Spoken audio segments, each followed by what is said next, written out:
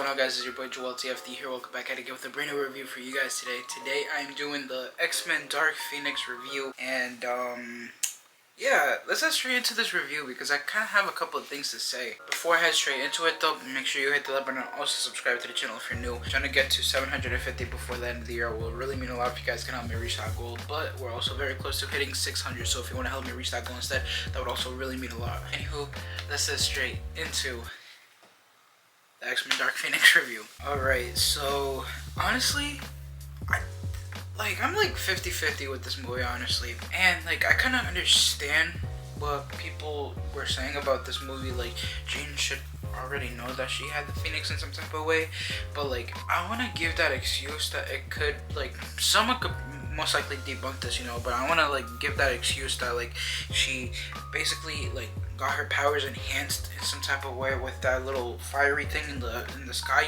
because like obviously she knew, I would say, because I'm pretty sure like that's why like we got that flashback at the beginning, that she had that like little spark in some type of way, like a piece of it was within her the whole time, but like to wait to complete it and to really give that like Phoenix thing is literally from that thing that we saw from the sky, and that's like one thing I want to say, that like maybe that thing from the sky really enhanced her thing and really like kind of shunned her like thing, because what Xavier kept hidden from her was basically not necessarily the power, but the reason why her father was like that, but also a little bit of the power also, now thinking about it, because like he did try to like not necessarily control her, but like try to like manage to like calm her down in some type of way, so that's like one theory that I have when it comes to that.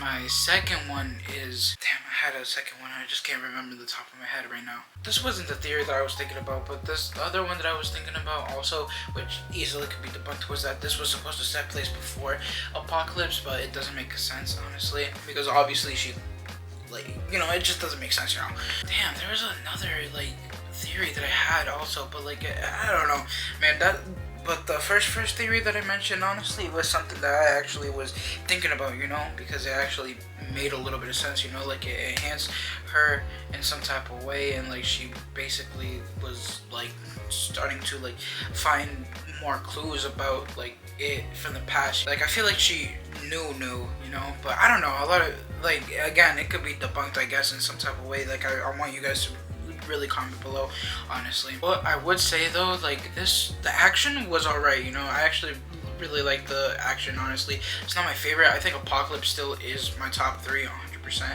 This has to maybe I wouldn't say top, maybe I don't know, I mean, I'm gonna be doing a ranking, honestly, but I think it's close to being top. I don't know. Again, I don't know. I think, nah, definitely not top 5, actually, if we're counting the Deadpool movies, obviously. So I think it'll definitely be like from the 10, like top, like it'll probably be in like 6 or 7, honestly, because it was still like, at least the action was pretty good, and everything. I think my favorite like action scene definitely was when they were coming out of Jean's house, basically when she met her father and everything. I think that was my favorite fight scene.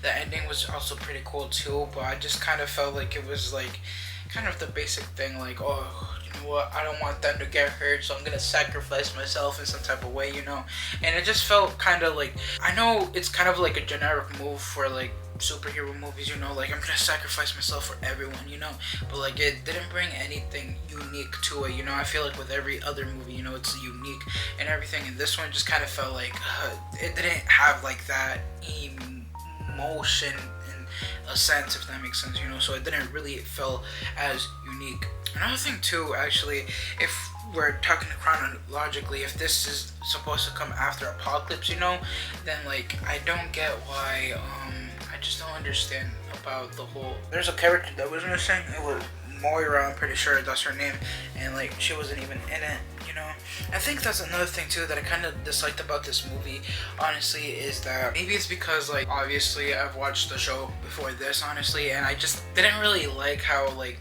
they made the school for her. I don't know if that happened in the comics, but like instead of Professor Xavier's school, they changed it to Jean Grey, honestly, and then Beast was like the new professor of the whole school and everything, which in a way I guess is like it builds that like emotional thing, but it just doesn't make sense in some type of way too. I think that's what a lot of people are complaining about. Like, this movie does not make sense into the timeline. If people are thinking like that, then yeah, I 100% agree. It does not make sense to the timeline whatsoever, honestly. What brings Professor Xavier like back, you know, to the school and everything. I don't know. It's just something that it's definitely weird when it comes to I can't even fucking pronounce that word, but chronologically.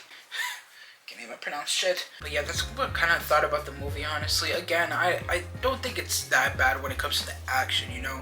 But when it comes to an actual story, it is confusing in some type of way, honestly. And like, I wish it kind of made a little bit of sense, you know. Like, I feel like with this director, he didn't watch, like, I'm pretty sure they're two different directors actually, but like, I feel like with this director, they didn't view the other X-Men films, you know, and just kind of was like, you know what, yeah, I'll continue off of this and this, but probably half-assed Apocalypse, you know. So I don't know. I felt like definitely because he written this fucking movie too. So it's another thing that it's like, bro, if you've written this movie, you should have at least watched the whole thing about Apocalypse and not half-ass it, you know. But that's my personal opinion. Other than that, though, that is going to be my review of X-Men Dark Phoenix. If you guys did enjoy this review, make sure you hit the like button. Also subscribe to the channel if you're new. Let me know what you guys think about this movie. Did you guys like it, not like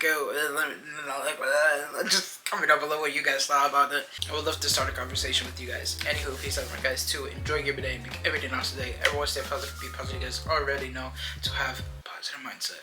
Peace.